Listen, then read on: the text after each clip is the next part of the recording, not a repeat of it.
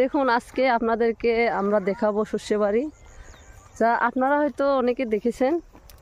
তো এখন আরো ভালো করে দেখেন। এখন শস্যগুলো অল্প হয়ে গেছে, তো যেটুকু আছে আম্মুকে আমি বলছি ওখানে চলো, ওখানে যাচ্ছে না, ওখানে অনেকগুলো শস্য রয়েছে। তো যেতটুকু আছে আপনাদের সঙ্গে শেয়ার করব। এখানে অনেক বেশি রোদ, যার জন্য আমরা চোখটাও ভালো করে মেলাতে পারছি না। তো আপনারা দেখুন কত সুন্দর ভিউজটা দেখা যায়। দেখুন অনেক সুন্দর ভিউজটা, অনেক ভালো লেগেছে। দেখুন আমরা সবাই কত এনজয় করছি।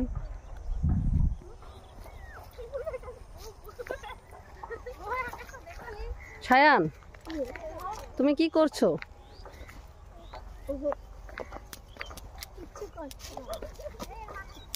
আলমিস, তোমার কেমন লাগছে এখানে এসে?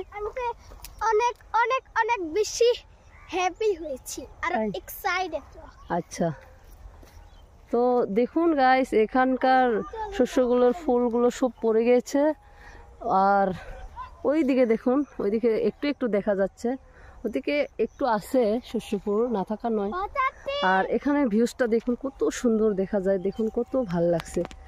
তো এখানে অনেক রোদ, যার জন্য আমরা একটু ভালোভাবে ঘুরতেও পারছি না। তো আপনারা দেখে নিন কত ভাল লেগেছে। দেখুন এই দেখুন, এইগুলোতে শস্য অলরেডি হয়ে গেছে। তো আমরা এতদিনে এসেছি, তো আপনারা দেখুন এইগুলো হচ্ছে সর্ষে, যেটা আমরা সরিষার তেল খাই। এই দেখুন, তো আমার ছেলেটা দেখুন কিভাবে ঘুরছে। ছায়ান, আপনার কেমন লাগছে এখানে এসে? ভালো লাগছে? কেমন ভালো?